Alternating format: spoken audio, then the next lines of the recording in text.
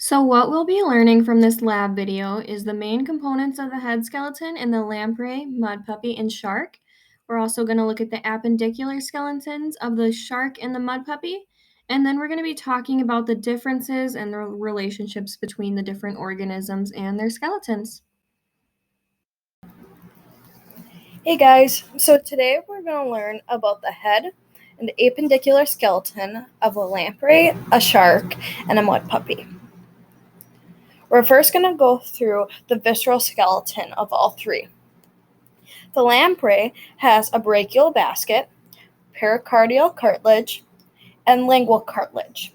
A shark has a mandibular arch, a hyoid arch, brachial arches, gill rays, and rakers.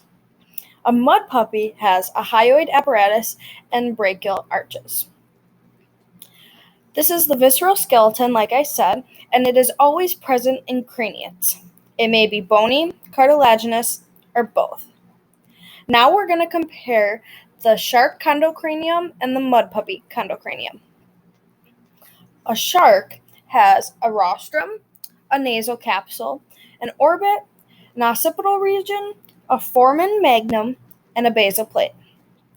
The mud puppy has a nasal region, an orbit, an orbital cartilage, a occipital region, and a foramen magnum. Now the similarities between the two are they both have a nasal capsule, they both have an orbit, they both have occipital regions, and they both have a foramen magnum. Now we're going to talk about how all three of them obtain food. A lamprey is considered a jawless fish, but they only have cartilage in that region. An adult lamprey, they are parasitic and are flesh-eating. They will attach with their suckers to anything like a fish, or specifically a salmon. Sharks are very popular gnathostomes, and the dogfish shark specifically eats small fish and invertebrates in the ocean. The mud puppy, like the shark, has jaws. They have a stable jaw, but it does limit what they can eat because it is only so large that they can't take in large prey. They are opportunistic feeders and will eat anything that they are able to catch.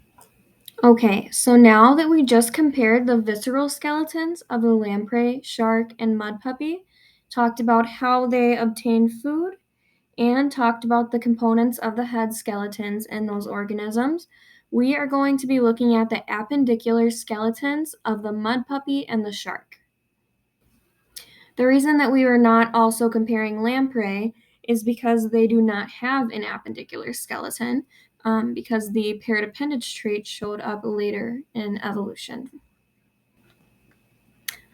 Okay, so here is the skeleton, the appendicular skeleton of the mud puppy that we looked at in lab.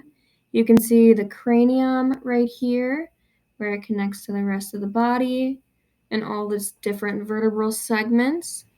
Here we have a close-up labeled photo of the mud puppy skeleton. You can see that the pectoral girdle and limbs are labeled, and the pectoral girdle does contain the scapula, which is also known as the shoulder bone or the backbone.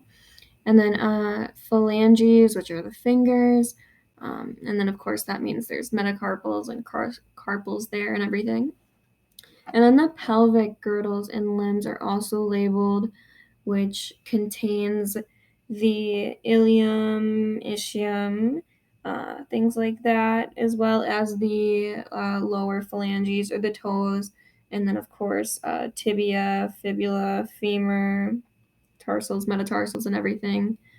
The top pectoral girdle also does contain the humerus as well, that upper arm bone. So here we have the appendicular skeleton of the dogfish shark.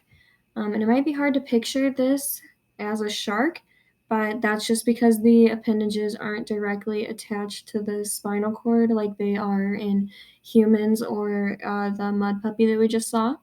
So there's one difference of these two organisms. But otherwise, the appendages consist of the pectoral girdle, which has those front pectoral fins, and then the pelvic girdle with the pelvic fins. You can also see some dorsal fins on the back, and the chondrocranium up at the top. I also have labeled the pterygophores, which which branch off into the fins. So anywhere you see fins on a fish, there are always pterygophores, which make up the appendicular skeleton of that organism. And the dogfish shark actually has basal pterygophores as well as radial pterygophores, and the ceratotrichia. Those are just like little, very small parts of the pterygophores, kind of hard to see in this photo. And then the pelvic girdle has the iliac process, of course. And then you can't tell in this image, but if it were a male, it would have a clasper down there. And then basal cartilage as well. Now, to compare the appendicular skeletons of these two, I've put them side by side, and you can see a difference, like I mentioned before, is that the mud puppy has its appendages connected directly to the spinal cord. And because of this, mud puppies are able to walk on the bottom of ponds, rivers, lakes, wherever they live. They also use the arms to like propel themselves forward, and they hide. They also eat very small organisms due to the very small chondrocranium that they have. And then sharks are a lot bigger organisms, as we all know, and they only use their fins to move. They don't have any phalanges or anything like that. And then they're able to eat much larger organisms because of the larger range of movement in their jaw. They use their back tail to steer them, and then their front fins to for balance, movement, stabilization, and everything like that. Whereas mud puppies are able to just walk on the bottom of their habitat. Similarities between these two is that they both have pectoral girdles as well as pelvic girdles. And with them both having pelvic girdles, they do have the ilium and the iliac processes. Um, they obviously both have spinal cords as well as craniums. They have cartilages. So one of the major differences is just the structure of their skeletons, where the pieces fit together and everything like that, which causes them to move differently in their habitats, like I explained before. Okay, so from the comparison of those two appendicular skeletons, we can make these conclusions about the differences in fish and tetrapods. Um, so the first one that we noticed was fins versus limbs, because the shark had fins, whereas the mud puppy had limbs that it was actually able to walk with. And then appendage structure or attachment. That's where I pointed out how the fins don't attach to the vertebral column at all, whereas the mud puppy had like actual arm bones that connected to the scapula or the vertebral column. And then they had different tails. The shark had a flat tail that it uses for movement. Aids a lot in movement for sharks. But the mud puppy just had kind of like a basic tail that like a dog might have, but not furry, of course. So the last thing was pterygophores, which make up the fins in fish.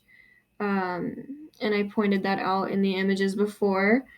So mud puppies do not have pterygophores at all. Tetrapods do not have them, but fish do inside of their fins all the time.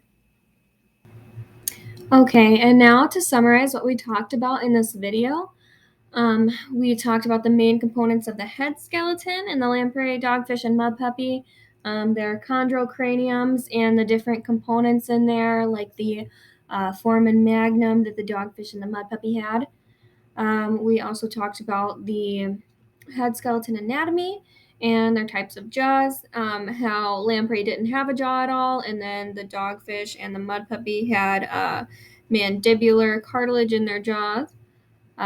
We went through the appendicular skeletons of dogfish, shark, and mud puppy because lamprey does not have any appendages.